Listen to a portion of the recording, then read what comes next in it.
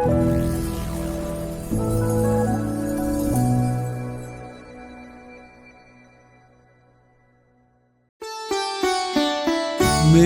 कहानी मेरी जुबानी, मेरी कहानी मेरी जुबानी, मेरी कहानी मेरी जुबानी, मेरी कहानी मेरी जुबानी। मेरी कहानी मेरी जुबानी,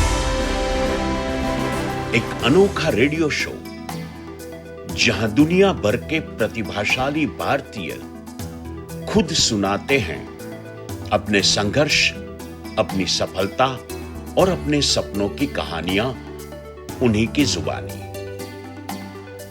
प्रेरणादायक, दिल को छू जाने वाली असली कहानियां। हर एपिसोड में एक नया हीरो, एक नई कहानी। तो जुड़िए, सुनिए और महसूस कीजिए मेरी कहानी मेरी जुबानी। नमस्कार श्रोता मित्रों, रेडियो भारत एफएम પરથી હું વિજય ઠાકર પ્રસ્તુત કરું છું આપનો મનપસંદ શો મેરી કહાની મેરી जुबानी। દોસ્તો, સમયના અવિરત પ્રવાહમાં કેટલાક નામો ઇતિહાસના પાનાઓમાં નોંધાતા નથી, સમયની શિલાઓ ઉપર અને સમાજની સામૂહિક સ્મૃતિમાં અક્ષય અંકિત થઈ જાય છે। ગુજરાતી સાહિત્યના એવા એક પ્રભાવશાળી સર્જક છે શ્રી મણિલાલ હ પટેલ, જેમની કલમ માત્ર શબ્દો નથી લખતી, પણ જીવનના અનુભવને શાશ્વત સાહિત્યમાં રૂપાંતરિત કરે છે।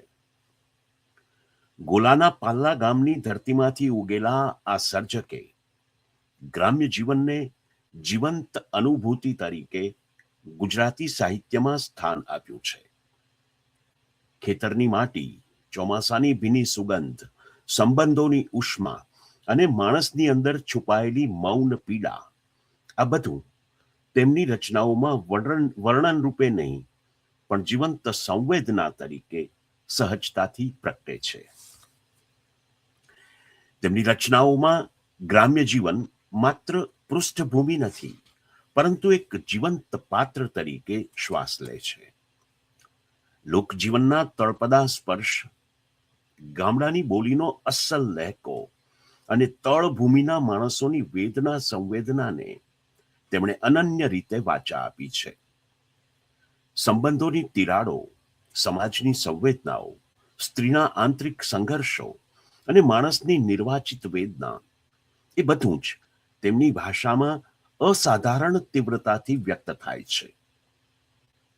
તેમના આ તેજસ્વી સાહિત્યિક પ્રવાસ પાછળ જીવન સામે બાથ ભીડવાની એક લાંબી અને ગંભીર મથામણ છે। નાની ઉંમરે માતાની છત્રછાયા ગુમાવવી, ઘરકામની જવાબદારીઓ વચ્ચે ભણવાનું ચાલુ રાખવું અને ગ્રામીણ અગવડો વચ્ચે પણ અક્ષરનો દીવો પ્રજ્વલિત રાખવો, એ એમના જીવનનો કપરો સંઘર્ષ હતો અને એ સંઘર્ષોએ જ એમના સંવેદન તંત્રને વધુ સજ્જ અને ગહન બનાવ્યું। સાહિત્યના દરેક ખૂણો, પછી તે કવિતા હોય, વાર્તા હોય, વિવેચન હોય કે લલિત નિબંધ હોય, એમની કલમે એને નવપલ્લવિત કર્યો છે। મોડાસાની કોલેજમાં અભ્યાસ દરમિયાન તેમને મળેલું માર્ગદર્શન અને ઉમાશંકર જોશી જેવા મહાન સાહિત્યકાર સાથેનો સંવાદ તેમના વિચાર જગતમાં દિશાસૂચક બની રહ્યો।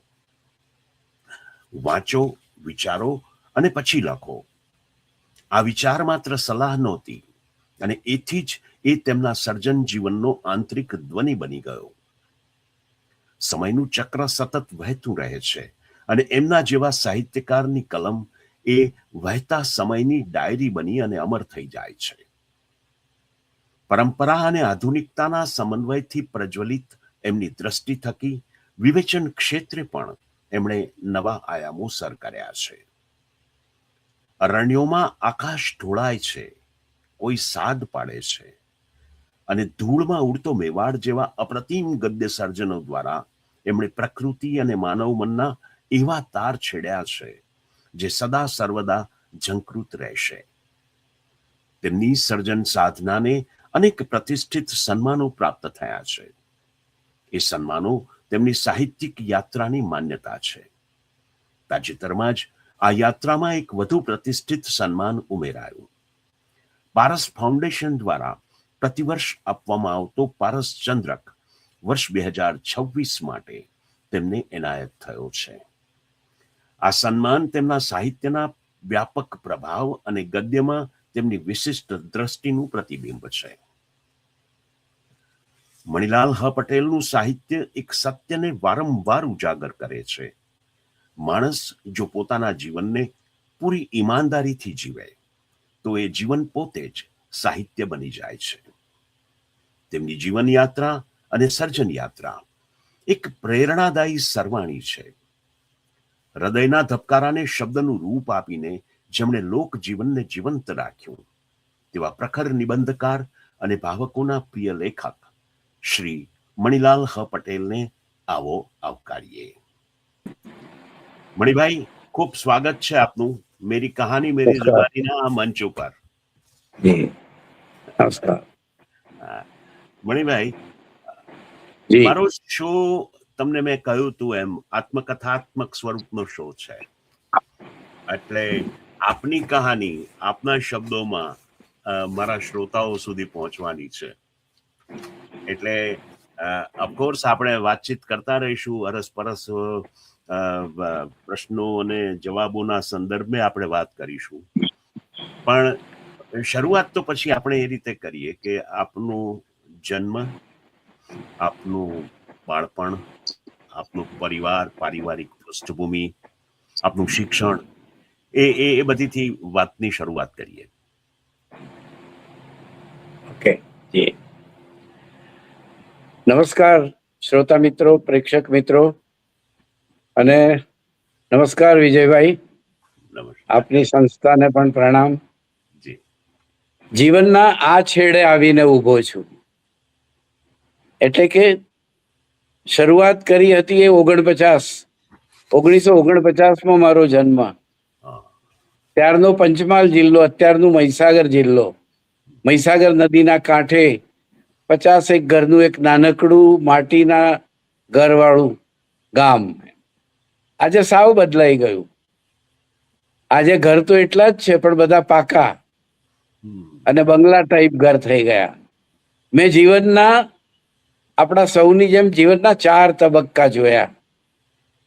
એ 4 તબક્કાઓમાં શિક્ષણના તો ખરા જ એમ, પણ જીવનના 4 તબક્કાઓ. હું જન્મ્યો એ પ્રદેશ અંધારિયો મલક હતો. એટલે કે વીજળી નહોતી આવી એ તો ખરું, પણ માન્યતાઓ, રૂઢિ રિવાજો, ભૂવા ડાકલા ધૂણાવતા હોય ઘરમાં, એ પ્રદેશમાં હું મોટો થયો. એમ ધૂળિયા નેળિયા, એટલે મેં ગાડાનો યુગ જોયો. સાદી આકાશી ખેતી જોઈ. ગામમાં કોઈ જ માણસ નોકરી ન કરતું હોય, બધા જ લોકો ખેતી કરતા હોય. હજુ ધૂળી નિશાળ શરૂ થઈ હોય. અમારી નિશાળ હતી તો એને કોઈ મકાન નહોતું. આજે ફલાણાની પડસાળ ખાલી છે તો ત્યાં બેસીએ 4 ધોરણ 1 થી, અને 4 ધોરણના થઈને 22-30 વિદ્યાર્થીઓ હોય. 4 લાઈનમાં 4 ધોરણ બેસે ને સાહેબ દરેકને સવાલવારી કરવાનું ને બધું કામ સોંપે ને એ રીતે અમારી નિશાળ શરૂ થયેલી. તો 1 થી 4 ધોરણ હું ગામમાં ભણ્યો.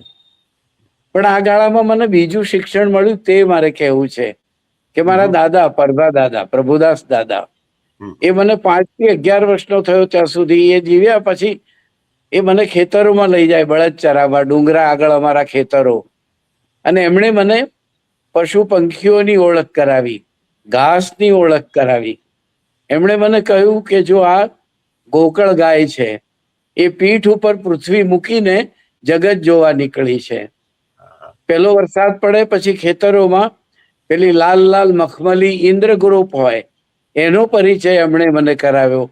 વાડ ને પાલોળિયા આવે આ ઋતુમાં, અને એને ખાઈને તીતીગોળા મોટા થાય, તે તીતીગોળા એમણે બતાવ્યા.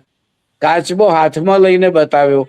ડુંગરમાંથી એક ઝરણું અમારા ખેતર આગળ ક્યારડામાં આવે ને ત્યાં નાનું તળાવ બનાવે. આ બધી વસ્તુ ખેતરો પર વરસાદ પડતો બતાવ્યો તો બરાબર, પણ ડુંગર ઉપરથી આવતો વરસાદ શાક વનોમાં કેવો અવાજ કરે છે એની વાત કરી. ઘાસનો પરિચય કરાવ્યો, વૃક્ષોનો પરિચય કરાવ્યો, પશુ પંખીઓનો પરિચય પણ એમણે દાદાએ કરાવ્યો. દાદા બહુ શાંત. મારા પિતાજી આકરા એટલે એમને પણ ઘણી વખતે વળે, પણ દાદા જોડે અમે ગમ્મત કરીએ અને પિતાજીને તો અમે અડી પણ ન શકીએ, પણ દાદા જોડે બધું રમતનું કામ કરી શકીએ. એ દાદાનો એક પ્રભાવ, એક સ્વસ્થતા, માણસ સ્વસ્થ કેવો હોય એનું મારા માટે ઉદાહરણ હતું એમ. વાહ. એ જ રીતે એ ગાળામાં બીજા મેં જોયા તે મારા બાના જેઠાણી રામીમાં વિધવા થયેલા, એટલે મારા પિતાજી આગળ ન ભણી શક્યા અને કુટુંબની જવાબદારી એમણે ઉપાડી. એમણે પણ જીવનમાં ઘણું ઘડતર કર્યું. બા બીમાર રહેતા છતાં મને બાનું સંસ્મરણ છે જ એમ. અમે 8 ભાઈ બહેનો અને એમાં હું 3જા નંબરે, અને પછી મારા પછીના ભાઈ બહેનો હજુ નાના હતા ને બા ગુજરી ગઈ, એટલે એનો અફસોસ તો હોય એમ. પણ આજે પાછો વળીને જોઉં છું તો મને સમજાય છે કે એથી ઘણું શીખવાનું મળ્યું એમ. એક ખ્યાલ આવ્યો કે લોકોની સહાનુભૂતિ 1-2 દિવસ હોય, લોકો નમાયા છે એમ કરીને દયા ખાય, પણ કામ તો મને રામીમાએ શીખવેલું કે બેટા આપણો દીવો આપણા દિવેલથી જ બળે છે, આપણા કોડિયામાં આપણે તેલ પૂરતા રહેવાનું છે.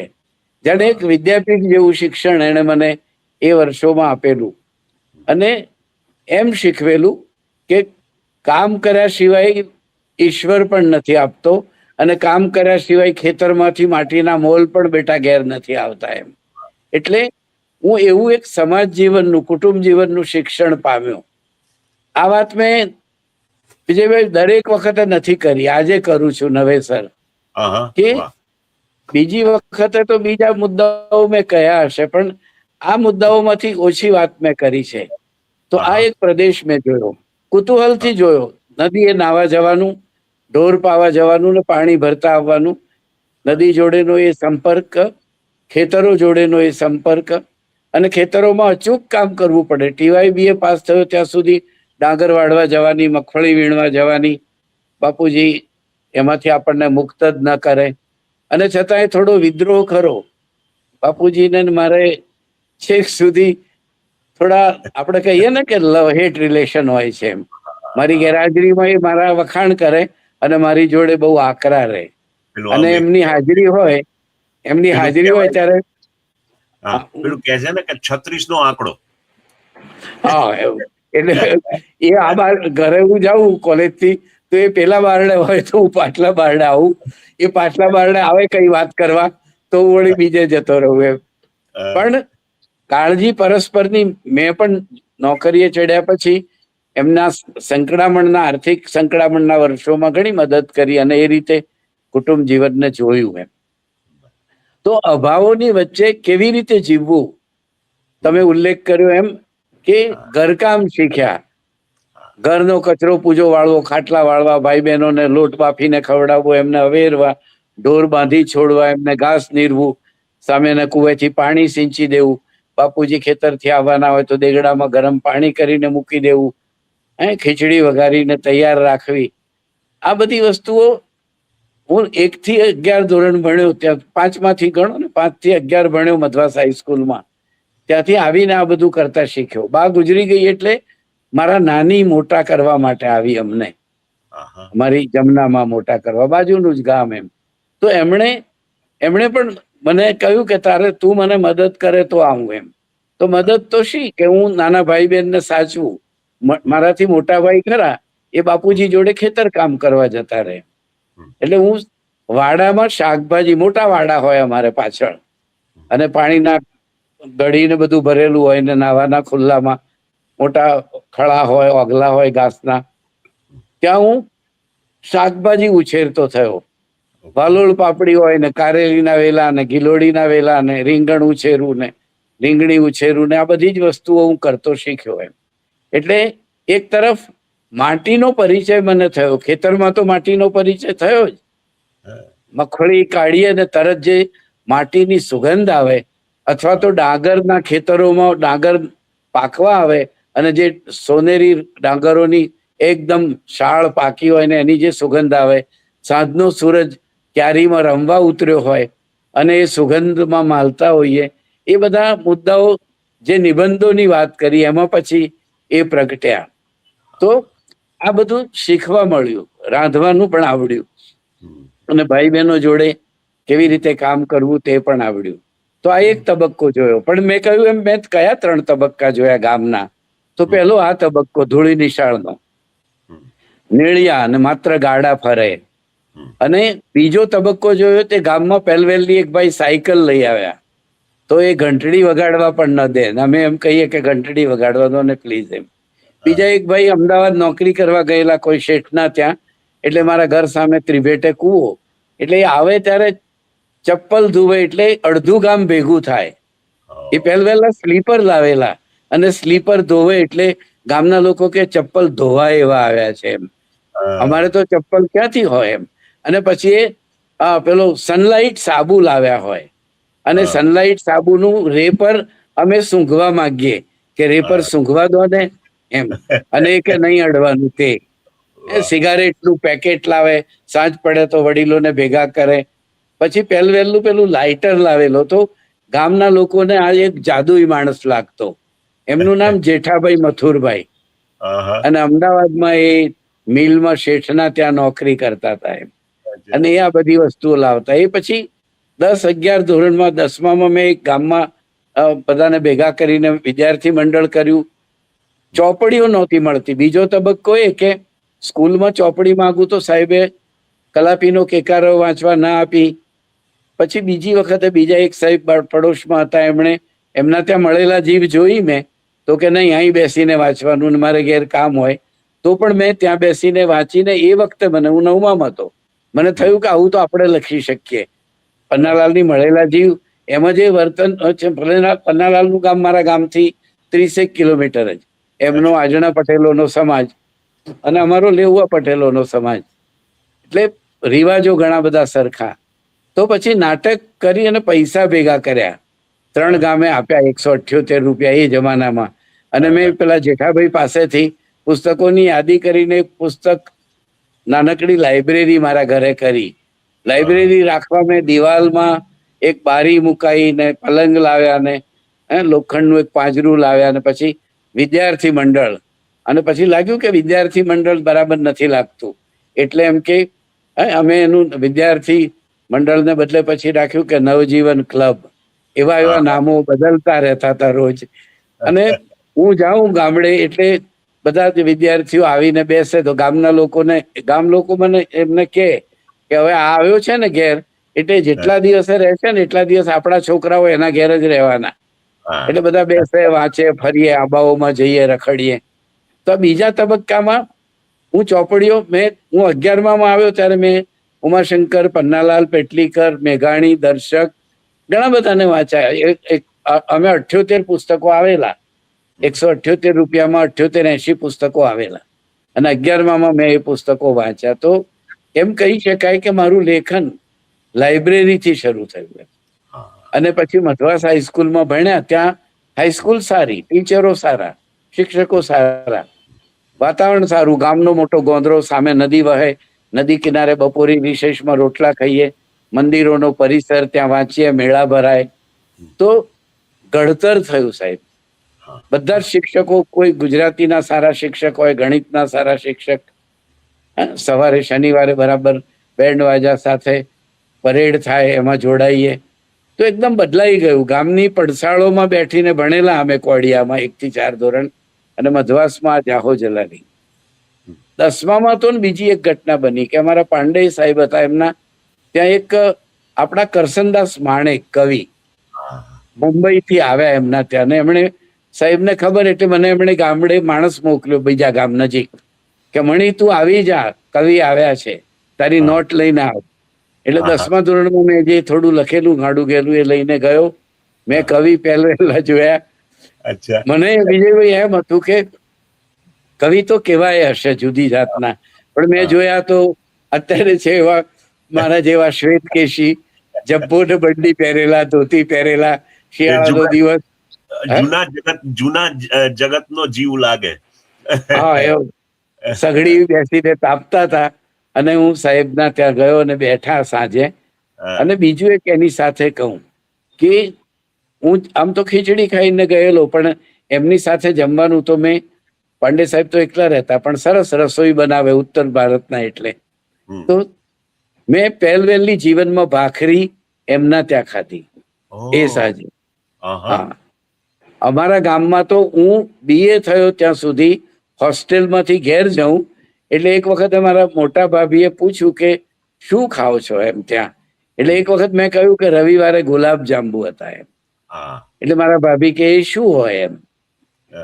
પછી માં કે કોઈ દિવસ બેટા અમને ખવડાવજે એમ. મોડાસાથી માત્ર 55 કિલોમીટર મારું ગામ દૂર. હું અંધારીઓ મલક અમથો નથી કેતો એમ. હાંડવો ને ઈડલી પણ મારા ગામમાં તો હું ઈડરના વર્ષોમાં ગયો. અમારા ગામમાંથી છોકરા છોકરીઓ બહાર ભણતા થયા અને એ આવીને બનાવતા થયા. ત્યારે આ બધું હું PhD મેં 1978માં 79માં ઈડરમાં પૂરું કર્યું. ત્યારે 1980માં મારા ગામમાં વીજળી આવી. દીવાના અજવાળે જ બધું, જો કે ઈડરમાં બધું હતું એમ.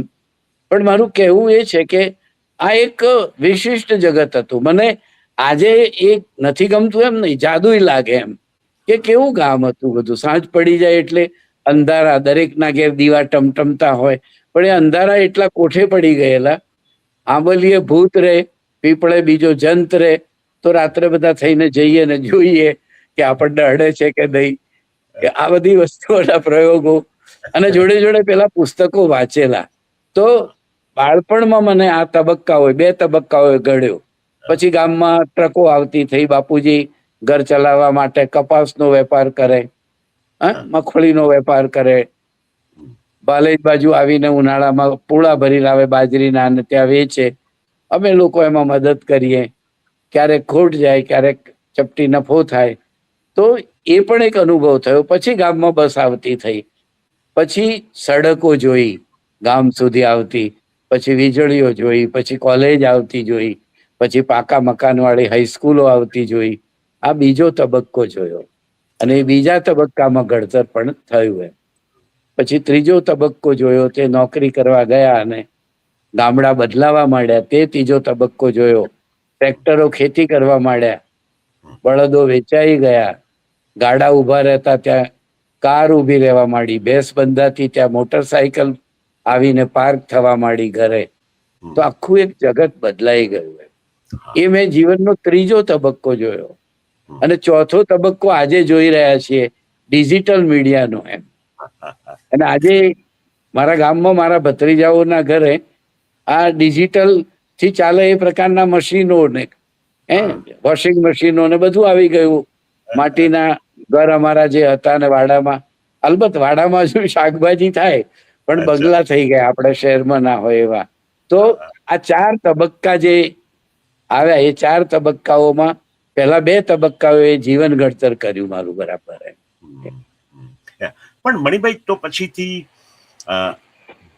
એક લેખક તરીકે, પ્રસ્થાપિત લેખક તરીકે ત્યારે તમે કેવી રીતે એસ્ટાબ્લિશ થયા અને ક્યારે થયા? એટલે પેલી જે મેં કરસનદાસ માણેકની વાત કરી ને, એ કરસનદાસ માણેક આગળ મેં સઘડી આગળ બેસીને મારી નોટમાંથી થોડુંક વાંચ્યું એમ.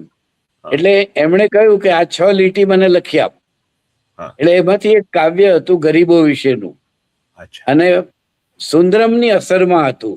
ફૂટપાથ ઉપર સુનારા એવું સુંદરમનું એક કાવ્ય. તો એના અસરમાં મને 9મા ધોરણમાં ભણતો ને ખેતરમાં કામ કરું મગફળીના, ત્યારે એ કાવ્ય સૂચેલું. એટલે એ એમણે માગ્યું અને 10મા ધોરણમાં હું હતો. પછી એ લઈ ગયા અને જયારે હું 11મા ધોરણમાં આવ્યો ત્યારે એમનું નચિકેતા નામનું એક સામયિક બહાર પડતું. એમાં એ કાવ્ય હું 11માની પરીક્ષા આપીને ઘેર આવ્યો અને એ મેગેઝિન એ આવ્યું. મારા જીવનમાં આવેલી, ઘરે આવેલી એ પહેલી ટપાલ, અને એમાં મારું છપાયેલું કાવ્ય. અને ગામમાં એવી વાત ફેલાઈ કે હરિકાકાનો છોકરો કવિ થઈ ગયો. એ લોકોને તો બહુ મોટી વાત હતી. અને મેં પણ મારું છપાયેલું નામ મેં એટલી બધી વખતે જોયું કે તામ્રપત્ર હોત તો કાણું થઈ ગયું હોત, પણ કાગળ હતો એટલે કાણો ન થયો એમ. તો આ સંદર્ભ પછી એવું થયું કે હું એક વર્ષ લુણાવાડા ભણ્યો, પણ મજા ના આવી મને બરાબર. એટલે સગવડ નહોતી, છતાં મેં કહ્યું કે રૂમ રાખીને રહીશું ને જાતે રાંધીશું. અને અંગ્રેજી વિષય મુખ્ય રાખવા મોડાસા ગયા મિત્રો. રૂમ રાખીએ, હોસ્ટેલમાં રહીએ. પણ ત્યાં બન્યું એવું કે SYBA માં મારી, આમ તો જન્મ્યા ને મારા ત્યાં સગાઈ થઈ જાય એ જમાનો હતો. મારા સાથીઓની સગાઈ થઈ ગયેલી, મારી પણ થઈ ગયેલી. 11માં પછી મારા સાથીઓ પરણી ગયા, PTC થઈને શિક્ષક થઈ ગયા. જ્યારે હું જીદપૂર્વક ના થયો શિક્ષક, એટલે મેં એ વખતે ધારેલું કે હું 10મા ધોરણમાં હતો ને લુણાવાડા એક વક્તૃત્વ સ્પર્ધામાં ભાગ લેવા પાંડે સાહેબ લઈ ગયા. ત્યારે મેં એક સાહેબને સામે બેઠેલા જોયા, એકદમ ગોરા, ચશ્મા પહેરેલા, પેન્ટ કોટ ટાઈ, અને ટેબલ પર 3 જણા બેઠેલા, અને હું વક્તૃત્વમાં બોલીને બેઠો. પછી મેં પાંડે સાહેબને પૂછ્યું કે પેલા કોણ છે? એટલે પાંડે સાહેબે કહ્યું કે નિર્ણાયકો છે. મેં કોઈ કોણ હોય? તો કે પ્રોફેસર છે એની કોલેજમાં. વિજયભાઈ, મેં નક્કી કર્યું કે જીવનમાં પ્રોફેસર થવું એમ. એમાં એક S.A. પટેલ હતા જે મેં જોયેલા તે. અને પછી 15-20 વર્ષ પછી જયારે S.A. પટેલ મને મળ્યા ત્યારે મેં કહ્યું કે હું અધ્યાપક થયો એ તમારી જવાબદારી છે એમ. અને એ SYBA માં પછી હું પહેલવેલો મારી સગાઈ નવેસર થઈ ત્યાં ગયો મારા સસરાના ત્યાં. અને ગામડામાં મળી તો શકાય નહીં એટલે હું પાછો આવ્યો. અને પછી મેં એક સોનેટ લખ્યું. મને શું થયું એ નહીં, પણ સામી વ્યક્તિના મનમાં શું થયું હશે એમ. આપણે તો ગયા, અમને ન મળી શકાયું. અને મિત્રોએ કહ્યું કે ફોટો લાવ. આપણે કહ્યું કે ફોટાની ક્યાં વાત કરે, ક્યાં છે જોયા જ નથી 1.5 દિવસમાં. અને પછી જે સોનેટ લખ્યું એ સોનેટ વિજયભાઈ કુમારમાં બચુભાઈએ છાપ્યું. આગમન પછી પરોઢે આવેલા સપન સમય આવ્યા પીયું તમે, અહીં મારે ઘેરે સ્વજન વચ્ચે હું એકલ ઊભી, કમાડે અંડેલી નયન જલ રોકી નવ શકી. તમે આવ્યા ત્યારે મુખ રહી કશું એ નવ કહ્યું, ન જોયું પૂરું મેં તવ મુખ અને પાપણ ઢળી. હતું હૈયે એવું કર પકડશો, કંઈક પૂછશો, ઉવેખી લજ્જા ને સ્વજન વચ્ચે એ નવ થયું. તમે આવ્યા શું ને પ્રિયતમ ગયા એ શમણું. આ સોનેટને એ વર્ષનું શ્રેષ્ઠ ઇનામ મળ્યું, કવિતાનું ને સોનેટનું, કુમારના 2. અને પછી હું TYમાં આવ્યો ત્યારે મારા સાહેબે એ સોનેટ ક્લાસમાં પણ ચલાવ્યું. અને એમાં પ્રિલિમમાં પાછું સાહેબે પૂછ્યું એમ. અને એ રીતે હું MAમાં આવ્યો અને મારા કાવ્યો, સુમન શાહ અમને MAના પીરિયડ લેવા એ કપડવંતથી આવતા મોડાસા. અને હું BA થઈને નોકરી કરતો હાઈસ્કૂલમાં, અને શનિ રવિ MA કરવા જાઉં મોડાસા. અને ત્યારે સુમનભાઈ રવિવારે આવે ને પછી હું કાવ્યો બતાવું એમને. તો સોનેટો હતા પણ એમને અહીં બહુ પસંદ નહીં, પણ એક વખત એમને 2 સોનેટ ગમ્યા. એટલે એમણે કહ્યું કે કંકાવટીમાં મોકલો. અને કંકાવટીમાં મોકલ્યા. મારા આશ્ચર્ય વચ્ચે સુરત રતિલાલ અનિલ કંકાવટી ચલાવતા મેગેઝિન, અને એમાં એમણે બે સોનેટ 2 માસમાં કવર પેજ ઉપર છાપ્યા અને લાલ રંગમાં છાપ્યા. અને એને લગતા જ હતા. કન્યાની વિદાયનું એક હતું, પ્રેમનું હતું.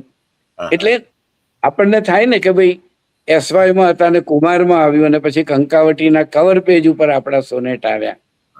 અને એ જ ગાળામાં ઈડરમાં જોઈન થયો જ્યારે, તો 2 વસ્તુ બની ઈડરમાં. 1973ના જુલાઈમાં જોડાયો. 2 વર્ષ હાઈસ્કૂલમાં કામ કરીને MA થયો અને પછી ત્યાં જોડાયો. બીજા 1-2 ઇન્ટરવ્યુ ટોપીવાળાના બધાના આપેલા મેં, પણ હું પસંદ થયો. સામે ચાલીને મને ઈડરમાં બોલાવેલો.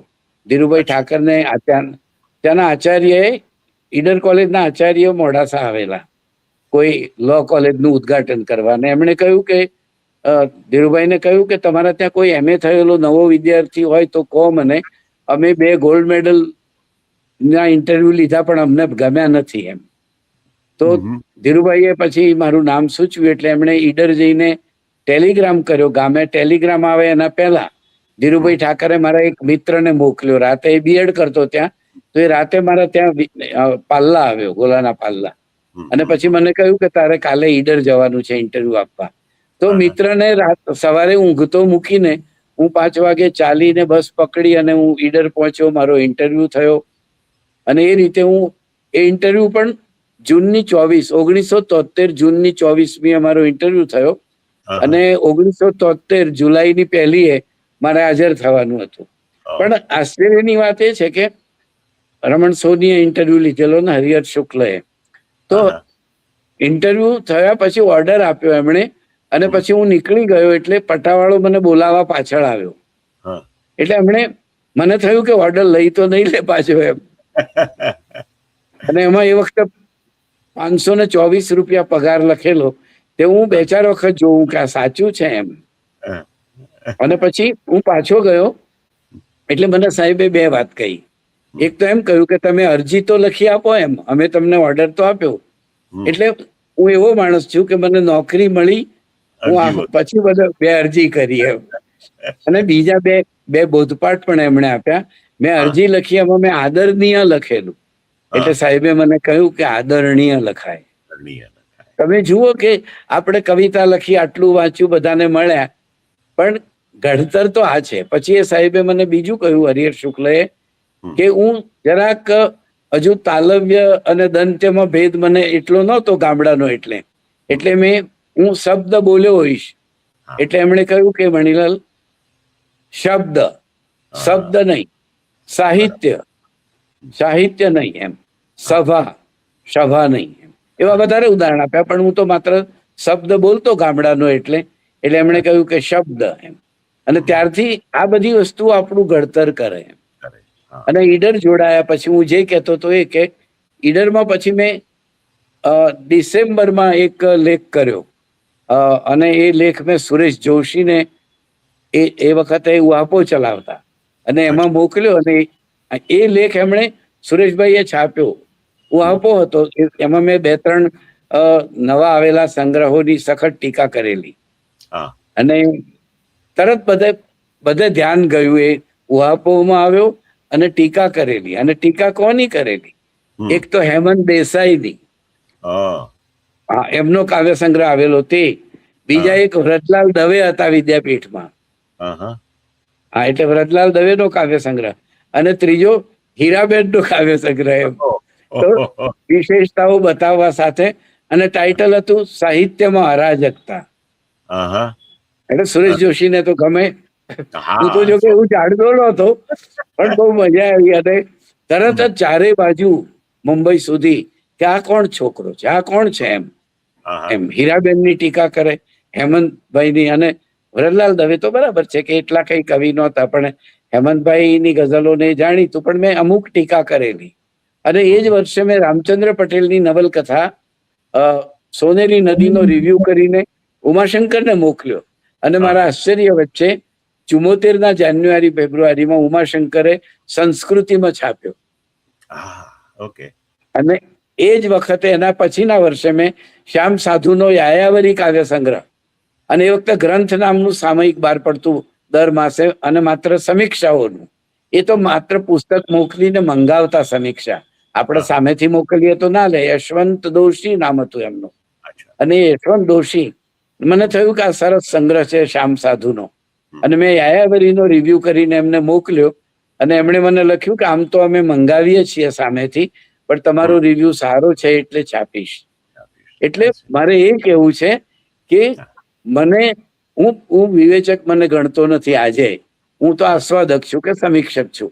પણ તમે જુઓ કે મારી શરૂઆત કવિતાથી થઈ એ તો બરાબર એમ, પણ મને ઉમાશંકરે છાપ્યો, મને સુરેશ જોશીએ મારો વિવેચન લેખ છાપ્યો અને યશવંત દોશીએ છાપ્યો એમ. ઉમાશંકરે પછી છાપવાનું મારું કેટલું કરેલું તે તો રહ્યું જ એમ. એટલે વચ્ચે મને એ પ્રશ્ન થાય કે ઉમાશંકરભાઈનો આપણે ઉલ્લેખ 2-3 વાર કર્યો તમારા. ઉમાશંકરભાઈ તમને શરૂઆતના દિવસોમાં મળેલા એવી પણ એક ઘટના બની કર્યો તમારી ઓળખાણમાં એ વખતે વાત કરી. એટલે હું SYBA માં હતો અને ઉમાશંકર ધીરુભાઈ ઠાકરે મોડાસા કોલેજમાં એમને કોઈ વ્યાખ્યાન માટે બોલાવેલા અને એ વ્યાખ્યાન પતી ગયા પછી મેસમાં એ જમવા આવ્યા અને હોસ્ટેલમાં હું રહેતો હતો. પછી મારે તો મળવું હતું એટલે હું તો બહાર ઊભો હતો અને ધીરુભાઈ ઠાકર મને FY થી જાણતા, કેમ કે FY માં હું જેવો દાખલ થયો મોડાસા અને જેટલા ટેસ્ટ લેવાય એમાં 83 નંબર કોણ છે એમ કરીને બધામાં ઇંગ્લિશ, સંસ્કૃત બધામાં હાઈએસ્ટ માર્ક્સ હતા મારા, જે મને લુણાવાડા કોલેજે કદી આપેલા નહીં એમ. અચ્છા. હા, એટલે મેં બદલેલું. એ ત્યાં એક વડીલ છે આપણા, જે આજે છે, અને એ અમુક રીતે પ્રતિભાશાળીને આવકારે નહીં એ પ્રકારના એ જમાનામાં દ્વેષીલા ડંખીલા લોકો હતા, હજુ હયાત છે. એટલે મને સારું થયું કે મેં એ છોડ્યું. એનીવે, તો ધીરુભાઈ, અને ત્યાં ભીતપત્ર ચાલતું મધુ નામનું, અને એમાં મારા કાવ્યો મુકાતા. એટલે ધીરુભાઈએ, હું દૂર ઉભો હતો એટલે ઉમાશંકર ને એ લોકો મેસમાંથી સ્પેશિયલ જમવા આવેલા, જમીને બહાર નીકળ્યા એટલે એમણે મને બોલાવ્યો, આવો એમ. પછી એમણે ઉમાશંકરને કહ્યું કે આ મણીલાલ પટેલ છે, ટીવાયમાં હતો કદાચ એ વખતે, તો એમ કે આ લખે છે એમ. એટલે ઉમાશંકરે સહેજ હસીને કહ્યું કે એમ. પછી તરત જ એમણે મારા ખભા ઉપર હાથ મૂક્યો એમ, અને પછી કહ્યું કે આટલું યાદ રાખો કે ખૂબ વાંચો, પછી વિચારો અને આ જગતનું નિરીક્ષણ કરો, અને પછી લાગે કે અનિવાર્ય છે ને નહીં જ રહેવાય તો લખો. એટલે મને એ એક મંત્ર મળેલો. પેલા મારા રામીમાએ કહેલું કે દિવેલમાં, કોડિયામાં દિવેલ પૂરતો રહેજે. એટલે એ કયું દિવેલ? આ કાયાનું કોડિયું છે. મારી પ્રતિભા હોય તો મારે વાંચવું જોઈએ, મારે કાવ્યજ્ઞને મળવું જોઈએ, મારે શાસ્ત્રજ્ઞને મળવું જોઈએ. દિવેલ પૂરવું એટલે આ કે આપણી જાતને સજ્જ બનાવવી. આપણને બીજાની પ્રતિભા થોડી કામ લાગે એમ. આપણે આપણી પ્રતિભા, અને આપણી પાસે કેટલી ચપટી પ્રતિભા હોય, આપણે ટાગોર નથી એમ. આપણને એ તો ખ્યાલ હોય ને કે આપણે ટાગોર નથી એમ. પણ જે ચપટી પ્રતિભા મને મળી એને મેં બરાબર ઘડી, મારી જાતને વાંચીને, વિચારીને, રખડીને, ગોદા ખાઈને, બાપુજીના આમ ક્રોધને અનુસરીને, મા વગરના ઘરમાં ભાઈ બહેનોને જમાડીને, વધુ ના હોય તો ભૂખ્યા રહીને, ખેતરોમાં જઈને મગફળી ચોરીને, કોઈના પપૈયા ચોરીને માર ખાધા હોય, આ બધી જ વસ્તુઓ કરીને ઘડતર કર્યું એમ. અને પછી મેં ઈડર જોડાયો, અને 74માં મેં તરસગર નામની એક લઘુ નવલ લખી, અને કંકાવટીમાં કાવ્યો આવતા થયા. પછી એ જ અનિલે મને, રતિલાલ અનિલે લખ્યું કે પ્રકૃતિના આટલા સારા કાવ્યો લખો છો તો નાના નાના ગદ્યના પેરેગ્રાફ લખો ને, નિબંધ લખો. અને એમણે મને, હું 2-4 વર્ષ પછી 77-78માં રતિલાલ અનિલે મને આ રીતે પ્રેર્યો, અને હું 80-81માં નિબંધો લખતો થયો.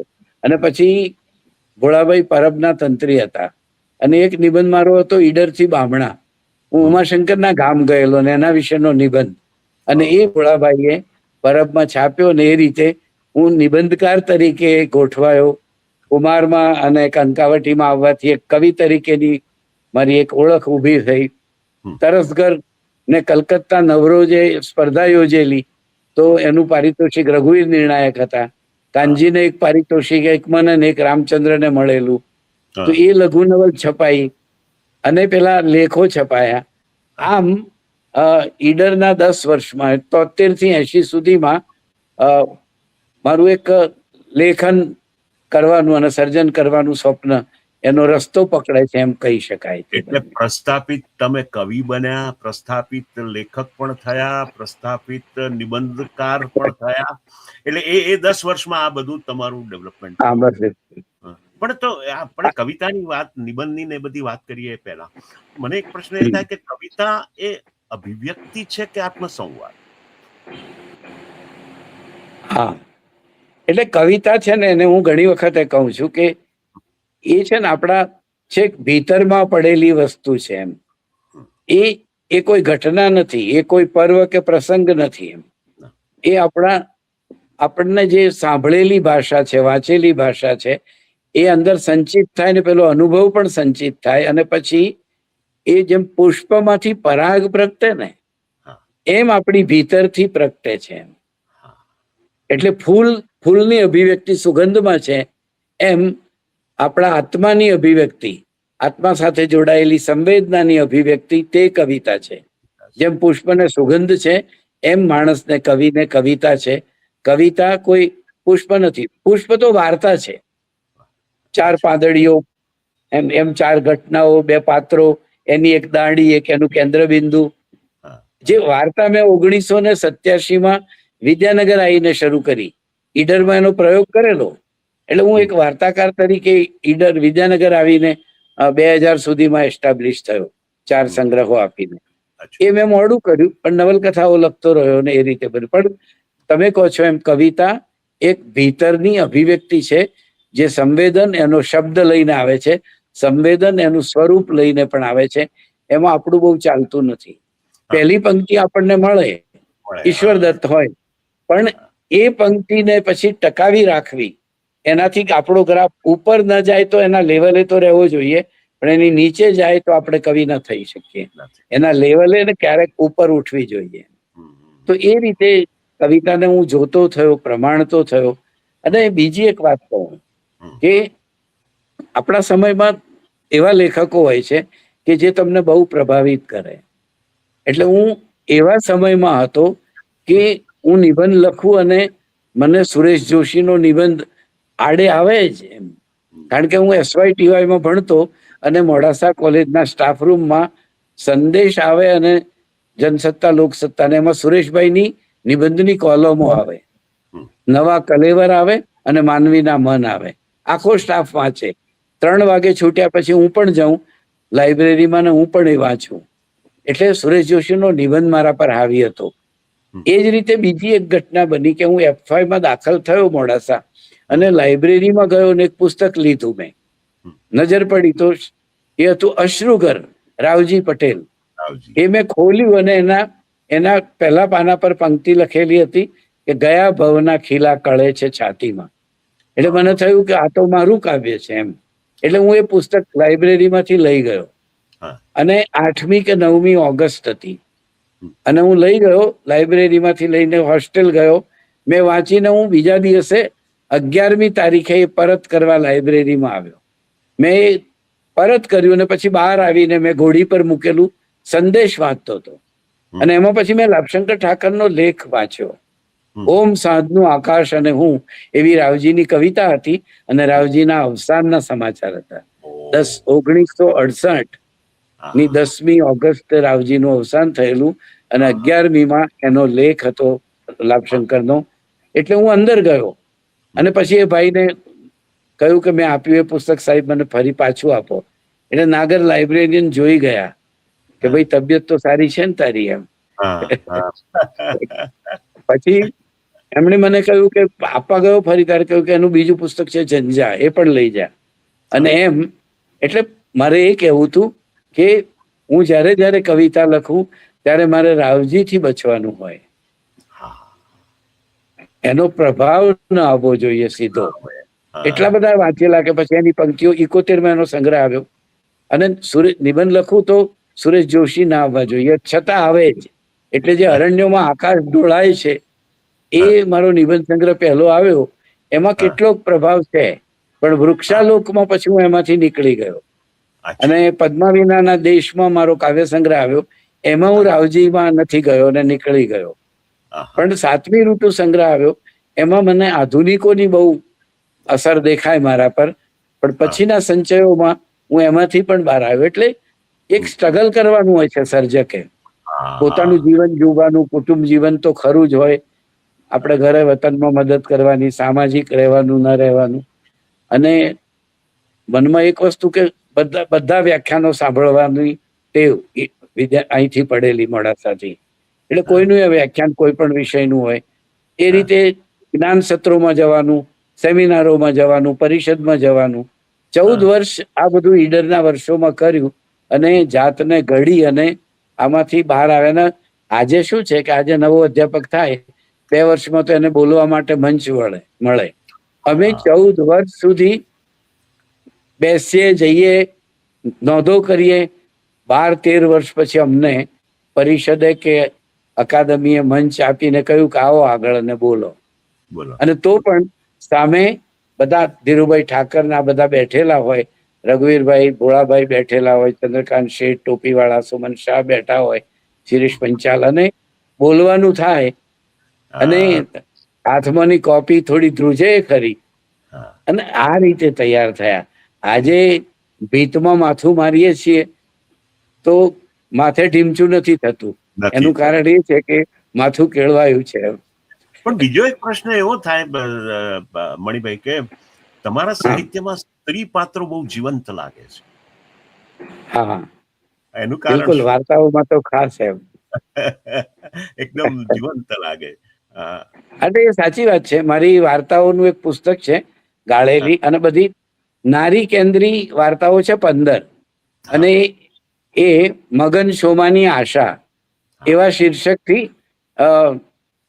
જુનાગઢથી મીડિયા પબ્લિકેશનમાં હા. પેલા ભાઈએ કરેલું, આપડા શું કહેવાય, વનરાજે કરેલું, વનરાજ પટેલે. હમ, હમ, હમ, પણ એનું કારણ તમને કહું. હમ, તમે જે પૂછ્યું એ તો એ પૂછ્યું કે કેમ હા, નારી પાત્રો આવે છે આ બધા એમ. તો હા, મારા જીવનમાં બા નહીં ને. હા, હા, એટલે બાનો અભાવ એટલો બધો સાલે. અને બીજા લોકોને, જેમ કે એક ઉદાહરણ કહું તમને, કે હમ, મોડાસા હોસ્ટેલમાં રહું કે રૂમ પર રહું, હોસ્ટેલ ખાલી થઈ જાય. હમ, દિવાળીની વેકેશન પડે, પરીક્ષાઓ ઉનાળાની થાય, બધા જતા રહે. પેલા મેસ વાળા રાહુલ છે કોન્ટ્રાક્ટર, એ મને કહે કે ઘેર કેમ નથી જતો, જા, હમ, કાલથી મેસ બંધ થઈ જશે, શું કરીશ એમ. હમ, તો મારો એક મિત્ર પ્રવીણ રાવલ લીંબોઈ ગામનો હતો, એના હમ. ઘેર જતો રહું. એટલે એના બા પણ મને કહે કે જો બેટા 2 દિવસ પછી દિવાળી છે, ઘેર જાય. હા, અને હું ઘેર એટલે ન જાઉં કે બા વગરનું ઘર છે ને. પણ હા, પછી એ મને બા સમજાવે કે તારા ભાઈ બહેન તારી રાહ જોતા હશે, તો જાય. અને એ મને થોડી પીપરમીટ ને એવું, એમનો ગલ્લો હતો, એમાંથી આપે, હું મોડાસાથી બસ પકડીને ગામ જઉં તે એમ. અને પછી ભાઈ બહેન સાથે રહું એમ. એટલે એક અભાવ એક. અને હા, એટલા માટે હંમેશા મોડાસા કોલેજમાં મારે એ કહેવું જોઈએ કે SY TY માં હું ને મારો મિત્ર પ્રવીણ બંને 10-12 છોકરીઓથી વીંટળાયેલા રહેતા એમ. વાહ. અને એનું કારણ આટલું જ એમ કે હા, અમે બંને નોટ બનાવીએ સરસ. હા, હા, અને એ દીકરીઓને નોટ લેવી હોય એટલે અમે હા, એવું કહીએ કે બેસીને અમે વાંચીએ, એ સાંભળો. અને હા, ઘરેથી નાસ્તો લેતા આવ્યા હો એટલે પછી તો એમને ટેવ પડી કે 2-4 બહેનો અમારા માટે નાસ્તો લેતા આવે, કેન્ટીનમાં બેસીએ. અમુક હા, વખતે તો અવિનાશ મુનશી, જેમણે હા, એકાંકી, એ સાયન્સના પ્રિન્સિપાલ હતા. અને હું મોટેથી વાત કરતો હોઈશ બગીચામાં, એટલે પટાવાળો આવીને કહી ગયો કે મુનશી સાહેબ એવું કહે છે કે મણીલાલને કહો કે ધીમેથી વાત કરે. વાત કરે. એટલે આ એક નૈકટ્ય કેળવવાનો પેલો ભાવ છે તે કહું. સતત હા, એક જુરાપો રહ્યો એમ એનો. હા, અને પછી બહેનોના વહેલા લગ્ન થયા, બહેનો વિદાય થઈ, હા, એ ઘટનાઓ જોઈ. તો હા, એક સુનકાર ભર્યું જીવન. અને પછી પન્નાલાલને વાંચીએ, આ બધાને વાંચીએ તો, અને ખાસ તો મેં એ વખતે શરદ બાબુને વાંચેલા, અને ઓકે. શરદ બાબુના નારી પાત્રો. અને હા, મારા સમાજમાં બધી જ બેન દીકરીઓ છે, એમને ન ગમતું હોય તો એ પરણી જવું પડે, હા, એમની મુશ્કેલીઓ કેવી હોય, કોઈ વિધવા થઈને આવે, કોઈના ડિવોર્સ થાય, એ બધી વસ્તુઓ જોઈને મેં વાર્તાઓ લખી. એમ પીટીસી થયેલી વહુ લખી. હા, તો એ એટલા માટે કે 11 ભણ્યા, 10-11 ને પાસ થઈને પીટીસી થવાનું ને નોકરી ચડી જવાનું. અને પીટીસી ના હોવ તો લગ્ન ના થાય દીકરીનું, એવા એ વર્ષો હતા. 85 થી 90-92 ના. એ ગાળામાં મેં પીટીસી થયેલી વાર્તા, હમ, હમ, પીટીસી થયેલી બહુ વાર્તા લખી. અને એનો સમાજમાં બહુ હપો થયેલો, કેમ હમ, કે એમાં સમાજનું વર્ણન આવતું હતું એમ. તો હા, સમાજ જીવન આવ્યું, ગૃહ જીવન આવ્યું, મારો સમાજ અને એની મુશ્કેલીઓ આવી. એટલે નારી. અને બીજું તમને કહું કે ભોળાભાઈનું એક વાક્ય, એ હું ઘણી વખતે કહું છું. મેં ભોળાભાઈ વિશે લેખ કર્યો ત્યારે ટાઇટલ જ એ હતું. ભોળાભાઈએ એક જગ્યાએ નિબંધમાં લખ્યું છે કે નદી અને નારી હા, વળાંકે વળાંકે રમણીય. ઓહ, આહા, નદી અને નારી સારી. વળાંકે વળાંકે રમણીય એમ. આહા, તો એ તો બરાબર છે. પણ આમ મહીસાગર નદી જોયેલી, અને હા, અમારા ગામ આગળ એ 2 વળાંક લે કોતરો હા, પાસે. હા, અને આ બધાનો એક સંદર્ભ ખરો એમ. અને એક હમ, જુરાપો હોવાના કારણે જ્યારે પણ કોઈ સારો ચહેરો દેખાય તો હા, મન હંમેશા એક એને માટે અજાણ્યું થઈને પણ ઝૂરતું હોય. એટલે હા, તમારી વાત સાચી છે કે હા. મારા નારી પાત્રો આ રીતના એક જગતમાંથી આવ્યા છે. તો પછી સગવડ. તમારી કલમને સૌથી વધારે વ્યથિત શું કરે?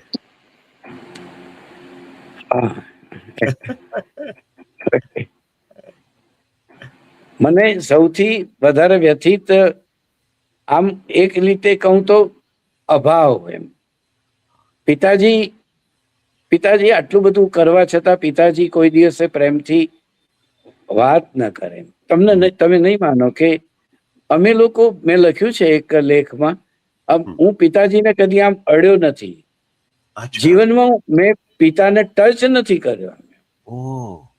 એમણે મને કોઈ દિવસ બાથમાં લયો, એક વખતે ધોલ મારેલી, એટલો સ્પર્શ એમનો.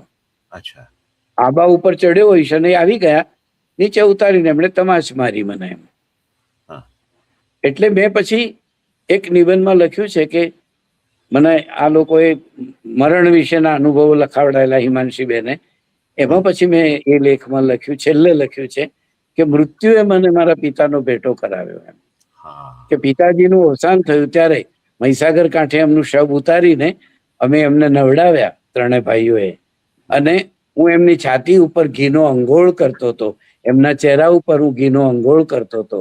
એમ અને મારી આંખમાં આંસુ હતા કે જે પિતાને હું જીવતા અડી ન શક્યો, એ પિતાને હું આ ઘડીએ અડું છું. રડી જવાય એવો કિસ્સો હતો એ. તો એ વ્યથિત કરે. પછી પ્રણય ભંગ તો એવો આપણા જીવનમાં કઈ બહુ થયો નથી, પણ આકર્ષણો હોય આપણને અને અભાવો આપણને પેલું હોય. અને બીજી એક વસ્તુ આજે જે છે તે મને નડે છે અથવા તો વધારે અડે છે, તે એ છે કે બધું જ હોય અને છતાં તમે કોઈ પણ માણસનો કાયમી વિશ્વાસ ન કરી શકીએ એવું આ જગત છે. અને બીજું કે ગમે એટલી વસ્તુ આપણે પ્રાપ્ત, જેમ કે આ બધું મને જે કંઈ મળ્યું, લખ્યું ને 2-5 ઇનામો મળ્યા કે થોડા મિત્રો ઓળખે ને 4 પુસ્તકોમાં આપણે ભણવામાં મુકાયા, એ બધાના છતાં એક જ વસ્તુ યાદ રહે કે જીવન, આ તો બધા આપણે જીવવા માટેની એક સારી સારી વસ્તુઓ શોધી કાઢી, બાકી અંતે તો વ્યર્થતાનો એક અનુભવ છે. અંતે ખાલીપો છે, વ્યર્થતા છે. અને એ નિર્ભ્રાંતિ, બીજો આ શબ્દ અગત્યનો છે કે હું બહુ વહેલો નિર્ભ્રાંત થઈ ગયો. અને એ તમને એ પ્રસંગ કહું કે નિર્ભ્રાંત ક્યારે થયો. એમ કે મેં કહ્યું ને કે હું ઈડર કોલેજમાં નોકરી મને મળી અને હું 30મી જૂને હું રાત્રે વરસાદ પડ્યો ને 1 જુલાઈએ હાજર થવાનું, રવિવાર એટલે તો પણ જવાનું. એટલે હું ત્યાં જવા નીકળ્યો, પણ ઘરે બધા ખેતીમાં પડેલા. એટલે હું વહેલી આગલા દિવસે મેં મારી જાતે નાનો બિસ્તરો તૈયાર કર્યો, 1 જોડ કપડાં સીવડાયા, 2 પુસ્તકો લઈ આવ્યો, કોઈ પાસેથી 90 રૂપિયા ઉછીના લઈ આવ્યો, અને વહેલી સવારે હું નીકળું એના પહેલા આગલી સાંજે બાજુના ઘરમાં રહેતા પેલા મારા રામીમાં આવ્યા અને એમણે મને એ વખતે પણ કહ્યું, એમ માં કે શબ્દો કયા કે બેટા વહેલો ઘેર આવજે અને ડીલ હાચવજે. એ માં કે તે આજ કે બેટા વહેલો ઘેર આવજે અને ડીલ હાચવજે. પછીનું વાક્ય એમણે કહ્યું કે જો બેટા, દીવો પોતાના દિવેલથી બળે છે, માટે તેલ પૂરતો રહેજે. અને પછી હું બીજા દિવસ સવારે નીકળ્યો ને ત્યારે બાપુજી બિયારણ તૈયાર કરવામાં પડેલા, ભાઈને હળ લઈને મોકલી દીધેલા, ભાભી રાંધવામાં પડ્યા હશે વહેલા નોકર માટે. મને કોઈએ ચા કે રોટલા આપ્યો હોય એવું યાદ નથી. અને હું ભયંકર આમ મને ડૂમો ભરાઈ ગયેલો. આજે હું વાત કરું તો મારા ભાઈઓને આ વાત ગમતી નથી, એ આ સાંભળશે તો એ કહેશે એમ, મારા ભત્રીજાઓને એમને આ ગમે નહીં હું આ વાત કહું એ. પણ મારી સ્થિતિ એવી હતી અને હું એમનો દોષ નથી કાઢતો. એ લોકો જીવનમાં વરસાદ આવે એ ખેડૂત માટે બહુ અગત્યનું છે. વેળા સાચવીને વાવણી કરી દેવાની છે. મને તો કાલે પણ ખાવાનું આપી શકાશે એમ, પણ વરસાદ માગેલો નહીં લાવી શકાય. એટલે they were right on their point. એમ હું એમની ટીકા નથી કરતો, પણ હું મારી સ્થિતિ, મને એ વખતે બીજું એમના પ્રત્યે આદર જ હતો, પણ મને એક ભાવ એ હતો વિજયભાઈ કે મારી માં હોત ને, મારી બા હોત ને, તો એને મને રોટલો કરી આપ્યો હોત, ચા આપી હોત, ભાઈને કહ્યું હોત કે જાય એને મૂક્યાય.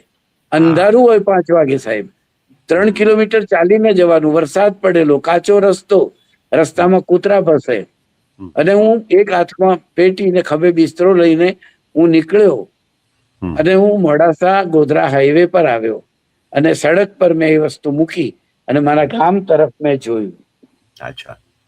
રસ્તામાં મને 2-3 વખત થયું કે રામી માં ઉઠ્યા હશે અને કહ્યું હશે કે જા એને મૂક્યા તો મારો ભાઈ આવતો હશે.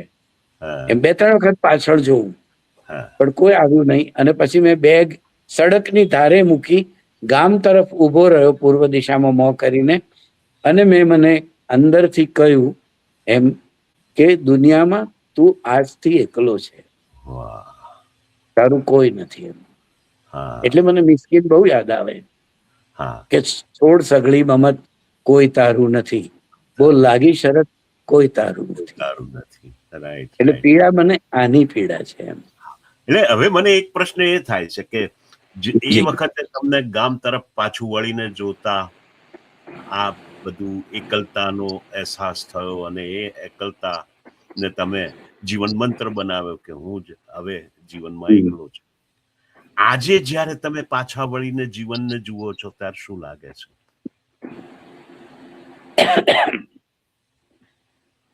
એ પરિસ્થિતિનો એક બીજો નિર્દેશ કરીને આગળ વધું કે આ પરિસ્થિતિ બન્યા પછી પણ દાખલા તરીકે હજુ તો પહેલો જ મહિનો હતો ને ઈડર તો સારી કોલેજ હતી પણ બાપુજીનો પત્ર આવ્યો, તું પહોંચી ગયો કે તને રૂમ મળી કે નથિંગ લાઈક ધેટ. અચ્છા. એમણે મને છેલ્લા 28મી એમનો પત્ર મળ્યો કે પગાર થયો હોય તો મોકલજે. ઓહ. અને વિજયભાઈ અથવા શ્રોતા મિત્રો બધા, અને મેં એ કર્યું એટલા માટે કે મારી ફરજ હતી એમ.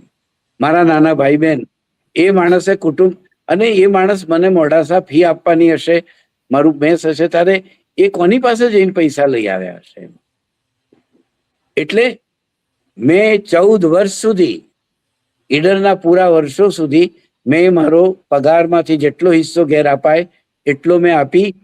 ભાઈ બહેનો પરણી ગયા, ભણાવ્યા, જોડે રાખ્યા, નાના ભાઈને બેનને જોડે રાખી.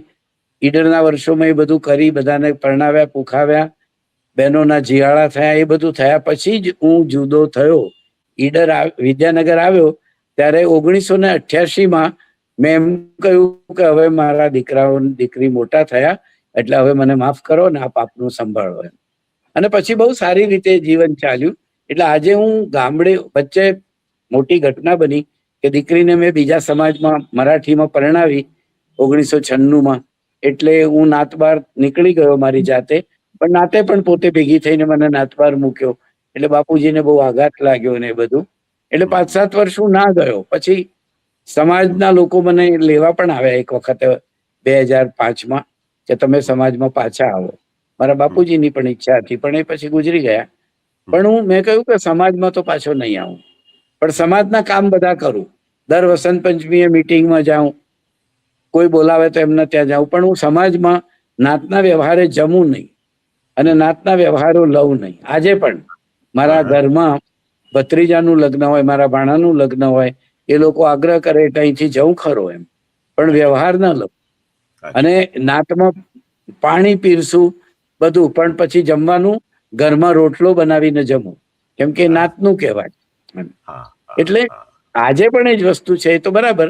પણ આજે મને બહુ સમભાવ છે. સમભાવ એટલા માટે છે, આજે હું પાછા વળીને જોઉં તો મને એ વખતના લોકો જે હતા એ સમયના માર્યા હતા, અભાવોના માર્યા હતા. ટીકાઓ કરે, આપણને આગળ ગયા હોય તો આગળ ન જવા દે, એ બધું હતું. એ જમાનામાં ઘણું બધું હતું. હવે થોડું બદલાયું. અને એટલા માટે આજે હું, જેમ કે મેં 2-3 વર્ષ પહેલા મહી સમાજ સેવા ચેરિટેબલ ટ્રસ્ટ ગોલાના પાલ્લાની સ્થાપના કરી 10-12 છોકરા મળીને. અને પછી મેં મણીલાલ પટેલ પુસ્તક ઘર કર્યું, લાઇબ્રેરી કરી સારી. અને મારો ભાઈ નિવૃત્ત છે એ સંભાળે. બીજા લોકો, એક સંજયભાઈ છે, જીતુભાઈ છે, અને બીજા મારા બધા ભણેલા ને બધા વિદ્યાર્થી મિત્રો છે, તો એ સરસ લાઇબ્રેરી ચલાવે. હમણાં મેં બાપુજી જોડે ઘણું ન કરી શક્યો એનો અફસોસ એમ, એટલે મેં બાપુજીના નામે ગામમાં પ્રવેશ દ્વાર બનાવ્યું. 8-9 લાખ ખર્ચીને મેં જ કરાયું બધું આ ટ્રસ્ટના ઉપક્રમે. શ્રી હરિદાસ પ્રભુદાસ મોરારદાસ પટેલ પરિવાર પ્રવેશ દ્વાર સૌજન્ય કવિ શ્રી મણિલાલ હ પટેલ, અને વાહ. બીજી સાઈડે લખ્યું છે કે શ્રી મહી સમાજ સેવા ચેરિટેબલ ટ્રસ્ટ ગોલોના પાલના આપનું સ્વાગત કરે છે 1/5/2026. એ એનું 28મીએ લોકાર્પણ કર્યું હમણાં, હા, હા. ગઈ 28 મે.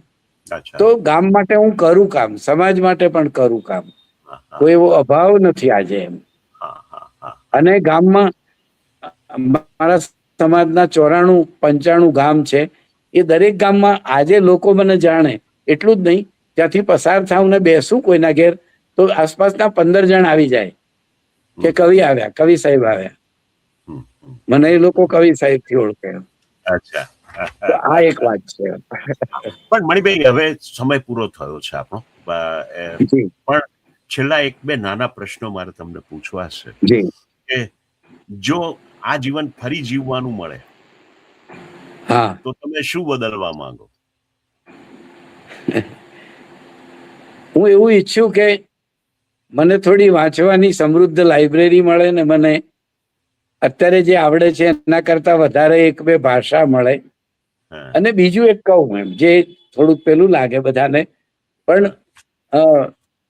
હું એવું માનું છું કે જીવનમાં જો આપણા સમયમાં સગવડો છે માટે, એટલે ડાયા માણસોએ લગ્ન નહીં કરવું જોઈએ.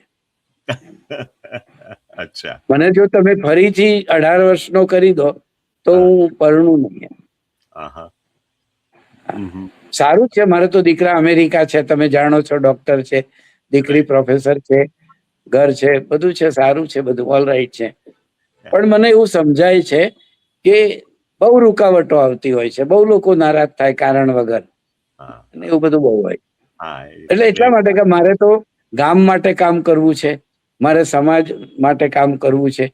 અને બીજું તમને કહું કે મારે જે કરવું હતું એ આદિવાસી વિસ્તારોમાં જઈને કામ કરવું હતું, જે હું નથી કરી શક્યો. એટલે હું આજે ધરમપુર કે બીજા વિસ્તારોમાં મારાથી ડાબો જમણો ન જાણે એમ થોડું કામ કરું છું એમ. બરાબર, બરાબર. એટલે હમ, એ હમ. બધી વસ્તુઓ છે. અને બીજું કે તમે જે પુસ્તકો તમારા પ્રગટ થયા, એમાંથી એવું કોઈ પુસ્તક ખરું કે જેને એમ કહી શકાય કે આ મણિલાલ હ પટેલની આત્મકથા છે? હા, એટલે દાખલા તરીકે 2-3 એવી વસ્તુઓ છે કે કોઈ ઘેરો નવલકથા વાંચે તો એ મારા જીવનમાં બનેલી એક અફેરની ઘટના પર લખાયેલી છે. હા, હા. પછી ભૂસાતા ગ્રામચિત્રો છે, હમ, નિબંધો છે ગામડા વિશેના, એમાં હમ, હું અને મારું ગામ છે. હમ. એટલે એ ખરું. પણ મેં મારી આત્મકથાના 2 ભાગ કર્યા છે. અચ્છા. તરસી માટી, હા, મેં 2010માં કર્યું, અને હમ. 2016માં મેં એકલા હોવું, એ જે અચ્છા. ખરો ભાગ બીજો છે તે એકલા હોવું, હા, ઈડરથી હું વિદ્યાનગર આવ્યા પછીના વર્ષો એમાં છે. હા, હા, અને મેં 5 લેખકોની જીવન કથા લખી, પન્નાલાલની લખી, ધીરુભાઈની લખી, હા. જોસેફ મેકવાનની, રાવજી અને મણિલાલ દેસાઈની. એટલે એ અચ્છા. બધું નિવૃત્ત થયા પછીનું કામ છે. હમ, નવલકથાઓમાં પણ લલિતા જાણીતી, રાવજીની એક નવલકથાનું પાત્ર લઈને, અંધારું અને અંજળ નવલકથાઓ, વાર્તા સંગ્રહો પણ મારા બાપાનો છેલ્લો કાગળ, હેલી અને રાતવાસો, હમ, નિબંધો પણ તમે ઉલ્લેખ્યા એ તો ખરા જ એમ. હમ, હમ. પણ માટીવટો, ગામવટો એવા મારા નિબંધો ના સંચયો, તોરણમાળ અને વિવેચનોના 18-20 સંચયો થયા. આજે હમ. વાંચું તો એમ થાય મને આ બધું કે મેં કેટલો સમય લઈને કર્યું હશે આ. હા, એનું કારણ એ કહું કે ગામ જવાનું ઓછું, હા. સામાજિક પ્રસંગોમાં અનિવાર્ય હોય તો જ જવાનું. અને હમ, નાતબાર મુકાયો એનો ફાયદો એ થયો કે પછી કારણ વગર નાતમાં દોડવાનું નહીં, કોઈના હમ. ઠપકા સાંભળવાના નહીં, હા, હા. બાળકો પણ ભણી શકે. એનું કારણ એ સમાજ તમને છે ને તે કશું આપતો નથી, અને નકામી ધમકીઓ આપ્યા કરે, નથી આવ્યા તો ટીકા કરે, અને હા, એટલે જાઓ તો રૂકાવટ. કશું નહીં, બધા આવ્યા હતા એમ તમે આવ્યા, એ શું એમ. હા, હા. એટલે એટલે રૂકાવટો બહુ આવે એને કારણે. અઘરો છે સમાજ એમ. અને હા, બીજું આ તો કેવું છે કે સમાજમાં છીએ, સમાજ વગર ચાલતું નથી. એટલે માં કહેતી કે ઊંટ પર બેઠા તે ડોલ્યા વગર થોડું ચાલે. આમ હા. ન ડોલીએ તો કેડ ભાગી જાય. ઊંટ હા. ઉપર બેઠા તે ડોલ્યા વગર થોડું ચાલે. ધીસ ઇઝ ધી વાહ, લાઈફ. વાહ, વાહ. Right, right. હવે એક જ વાક્યમાં તમારું જીવન કેવું હોય તો શું કહો? હા, વેઠે તે વિકસે છે. વેઠે તે વિકસે છે. વાહ, જે વેઠે છે તે અચૂક વિકસે છે. વાહ, વાહ, વાહ, એ વાહ. સંદેશ છે.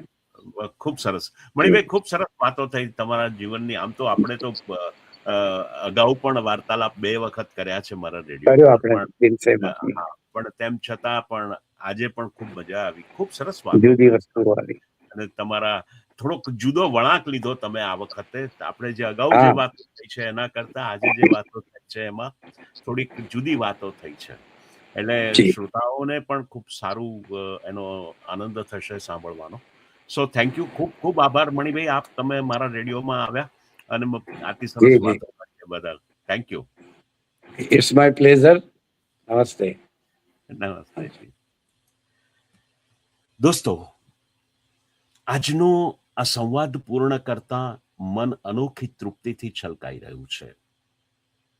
આજે આપણે એવા સર્જક સાથે સમય વિતાવ્યો જેમણે શબ્દોને માત્ર લખ્યા નથી, પરંતુ તેમને જીવનનો શ્વાસ આપ્યો છે.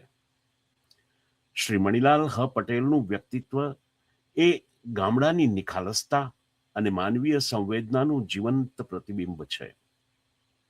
માટીની મહેકને શબ્દોમાં ઢાળનાર, ગામડાના ધબકારને સાહિત્યમાં અમર કરનાર આ સર્જકે સમજાવ્યું કે સાચું સાહિત્ય લખાતું નથી, જીવાતું હોય છે. તેમની જીવનગાથા કહે છે કે સંઘર્ષ એ અવરોધ નહીં, પરંતુ સર્જનની શિલ્પશાળા છે. માણસ જો પોતાના મૂળ સાથે જોડાયેલો રહે તો સમય પણ તેના શબ્દોને ધૂંધળા કરી શકતો નથી. એક એવા સાહિત્યકારને આપણે સાંભળ્યા, એક એવી કલમને આપણે અનુભવી જેણે માટીને ગૌરવ આપ્યું છે, પીડાને ભાષા આપી છે અને જીવનને અર્થ આપ્યો છે.